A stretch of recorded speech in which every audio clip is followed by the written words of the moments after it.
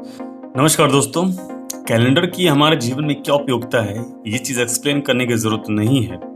पर इस कैलेंडर का इतिहास क्या है, इस आधुनिक कैलेंडर का इतिहास क्या है और सबसे बड़ी बात कि फरवरी मंथ में सबसे कम दिन अलॉट क्यों किए गए, इसका कारण जानना बेहद ज़रूरी है।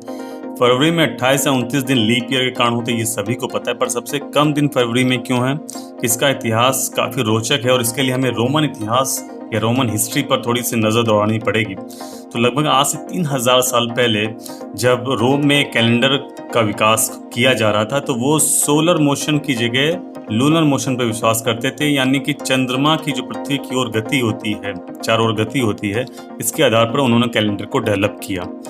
उन्हें ये चीज़ पता थी कि जब पृथ्वी सूर्य का एक चक्कर लगाती है तो चंद्रमा 12 बार लगभग पृथ्वी का भी चक्कर लगाता है, इसलिए उन्होंने पूरे कैलेंडर को 12 मंथ में डिवाइड किया। और उन्हें यह भी पता था कि चंद्रमा जो है वो पृथ्वी का एक चक्कर 29.53 दिनों में पूरा करता है। तो लगभग उन्होंने जब 12 मंथ को 29.5 डेज से मल्टीप्लाई किया तो लगभग 354 और 55 दिन सामने निकल कर आए। लेकिन रोमन कल्चर में, रोमन साम्राज्य में जो कैलेंडर डेवलप किया गया, ये उस वक्त जो तमाम इवेंट्स होते थे, जो उनकी संस्कृति थी, जो फेस्टिवल्स थे, उनकी मैपिंग करने के लिए यूज़ किए जाते थे। और साल के 2 महीने लगभग 50 से 51 दिन वो लोग कुछ भी नहीं करते थे, इसलिए उन मंथ्स को या कह लीजिए कि उन दिनों को उन्होंने कैलेंडर में शामिल नहीं करने की सोची। तो लगभग जो 355 दिन हो रहे थे उसमें से उन्होंने ये 51 दिन निकाल दिए और 304 दिन का कैलेंडर बनाया, जो कि 31 और 30 मंथ के हिसाब से उन्होंने डेवलप कर दिए। लेकिन जब मौसम ने धीरे धीरे करके कुछ वर्षों में अपनी करवट बदली, तब जिन महीनों में वो ठंडी की वजह से काम नहीं करते थे, अब वहाँ गर्मी आने लगी, इसलिए अब उनके काम करने के तौर तरीकों में तमाम चेंजेस आने लगे। इसी समय सम्राट न्यूमा पोम्पिलियस जो 753 BC या 753 ईसा पूर्व में गद्दी पर बैठे, उन्होंने इस दिक्कत को दूर करने के लिए जो 51 दिन छोड़ दिए गए थे उनको भी कैलेंडर में शामिल करने के लिए सोचा। लेकिन सबसे पहले एक दिक्कत और आई थी कि जो 304 दिन पहले अलॉट किए गए थे, उन्होंने उन 304 दिन में 6 दिन हटा दिए। क्यों हटा दिए? क्योंकि रोमन कल्चर में जो इवेंट डेज होते हैं वो अशुभ माने जाते हैं, और पहले जो 10 मंथ अलॉट किए गए थे उसमें से कोई मंथ 31 डेज का था और कुछ मंथ 30 डेज के थे।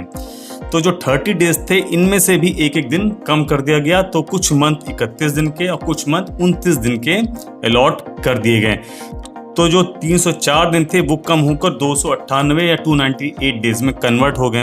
अब अगर आप टोटल डेज 355 और जो अब रिमेनिंग डेज हैं 298 को माइनस करेंगे तो आएंगे 57 डेज।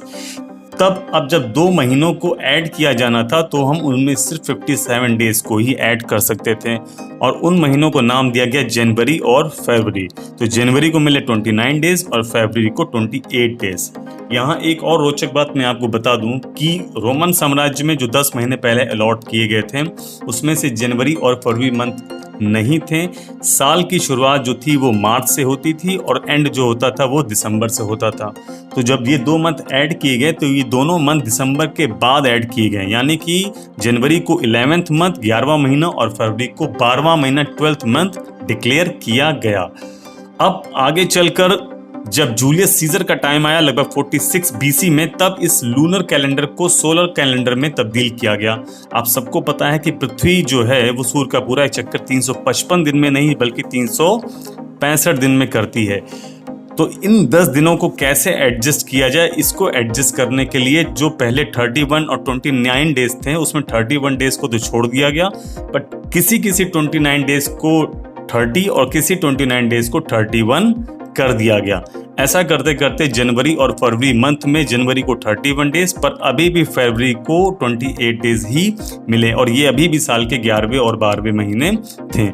बाद में ये देखा गया कि जो जनवरी का मंथ है, ये जो मंथ है ये वहाँ रोमन गॉड ऑफ जेनेसिस के नाम पर इस मंथ को नाम दिया गया था। और गॉड ऑफ जेनेसिस में जेनेसिस का मतलब होता है शुरू का, प्रारंभिक, इनिशियल, इसलिए अब जनवरी मंथ को साल का पहला महीना घोषित कर दिया गया। गया और उसके साथ साथ फरवरी को भी जो 12 मंथ था वो अब दूसरा मंथ या सेकेंड मंथ कैलेंडर का डिक्लेयर हो गया। इस तरह से जनवरी, फरवरी, मार्च, अप्रैल करके ये एक सीरीज हम देखते हैं जो कि कैलेंडर की आज हमें सामने देखने में आती है, और ये एक सोलर मोशन या सोलर गति या सोलर कैलेंडर के रूप में हम इसको जानते हैं। पर एक चीज आपको और पता है, एग्जैक्टली 365 डेज नहीं बल्कि 360.25 डेज में जो अर्थ है वो सन का रेवोल्यूशन, सूर्य की परिक्रमा करती है। इसलिए 0.25 को हम कैलेंडर में जगह नहीं दे सकते क्योंकि एक दिन में 24 ही घंटे होते हैं।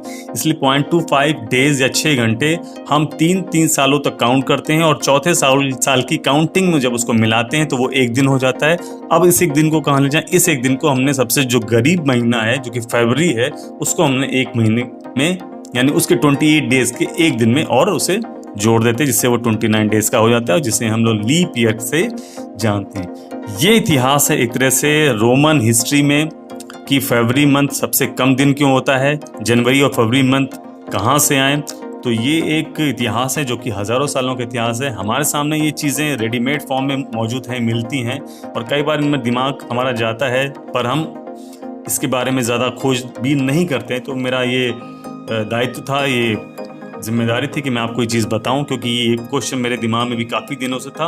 उम्मीद है आपको ये बात समझ में आई होगी। अगर आपको ये वीडियो पसंद आया है तो यहाँ तक बने रहने के लिए आप सबका बहुत बहुत धन्यवाद। जय हिंद।